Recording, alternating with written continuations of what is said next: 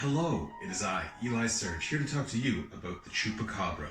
The Chupacabra is a 3 to 5 foot tall, vampire-type monster that's mainly found in Puerto Rico, but has been found all over North America, Central America, South America, and as far away as Russia and the Philippines. It's said to have leathery, scaly skin, spikes that run down its entire spine, and long claws and fangs. It's been known to walk on all 4 legs like a dog, but also on 2, and hop somewhat like a kangaroo. The Chupacabra, as we know it today, began in Canavasas, Puerto Rico. A farmer came out to find 8 goats sucked completely dry of their blood. In that town, 150 livestock went on to have the same thing happen to them throughout that year. But where did all the blood go from the animals? Personally, I think it's like a twisty straw that they kind of... Though the animals were reported to have 0 blood left in their body, no necropsy was ever done. However, there was 0 blood found around any of the animals. Skeptics like to point to the idea that the animal could have been attacked and then left to die of shock and internal bleeding. If that's the case, once the animal laid down to die, all of the blood, because the heart's not flowing and there's no blood pressure, would have gone to the bottom of the animal closest to the ground, congealing and becoming kind of gross. Originally, they blamed all of the deaths on satanic cults, but the Satanists said, nah, that ain't us. We would have done them much more dirty. A man named Benjamin Radford decided that he was going to spend some time looking deeply into the Chupacabra. He spent 5 years investigating the monster, which he chronicled in his book, Tracking the Chupacabra. After talking to the first person who had seen the Chupacabra in 1995, he determined that what they had seen was actually them visualizing the monster from a movie called Species and then putting it into real life. After discrediting the most important and first sighting of Chupacabra, Radford went on to determine that all Chupacabra activity was dogs or coyotes. In October of 2010, Barry O'Connor, a biologist at the University of Michigan, also published a paper on the Chupacabra. O'Connor determined that at least all of the US sightings of the Chupacabra were just coyotes infected with Sarcoptes scabiei, also known as scabies. The scabies would explain the little to no fur and the leathery skin. If they were weakened by the scabies, it would be easier to go after livestock as opposed to hunting in the wild. It's also much less gamey. Witnesses who had seen the Chupacabra were very insistent that this was not a dog or a coyote. Also, if it was a dog or coyote, why would they not eat the flesh? But now we get to my favorite part, the conspiracies. In 1957, 30 people saw a UFO crash in Puerto Rico.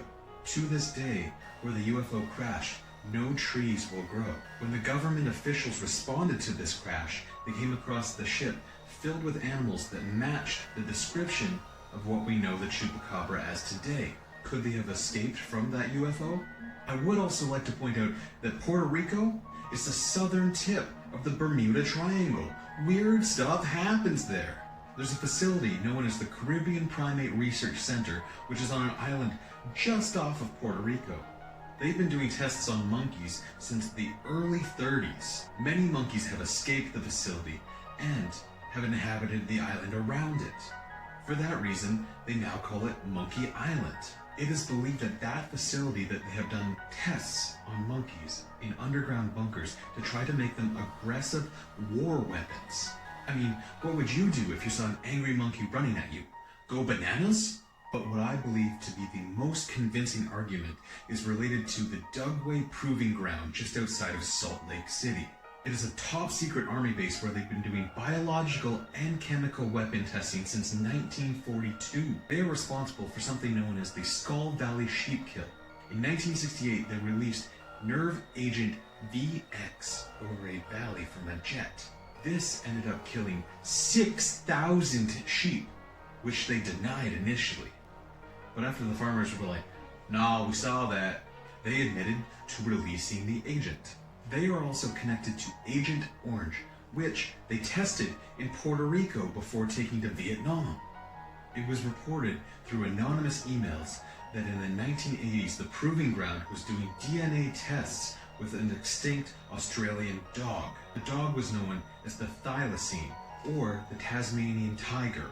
The Tasmanian tiger had a wolf-like head, tiger stripes on its lower back, a pouch on its lower stomach, and a heavy tail. Why was the heavy tail important? Well, it was known to go onto its back legs and bounce around like a kangaroo, much like people reported seeing the chupacabra do. On top of the Tasmanian wolf DNA, they mixed in monkey genes, and they took these animals to Puerto Rico because they knew they couldn't escape the island. When the animals proved too difficult to contain, they scrapped the entire program in 1997. However, they left the animals on the island to either die or flourish. Is it coincidence that the first sighting of the chupacabra was 1995, and the program where they released all of these Tasmanian tiger monsters into the wild ended in 1997? The answer is no. If you're thinking that this source is just anonymous emails and could have been sent by any old nutbag from anywhere, I have some information for you. These emails were linked back to 2 IP addresses. One coming from the headquarters of the CIA, the second from the headquarters of the NSA. And if I can't convince you that this leaked information from the CIA and the NSA is the truth behind the chupacabra, there's no winning with you. If you've made it this far, you might as well like the video and subscribe to my channel. I put out at least one video every week. Also, check out my other social medias in the description below. But until next time, I'm Eli Surge. Do not believe reality.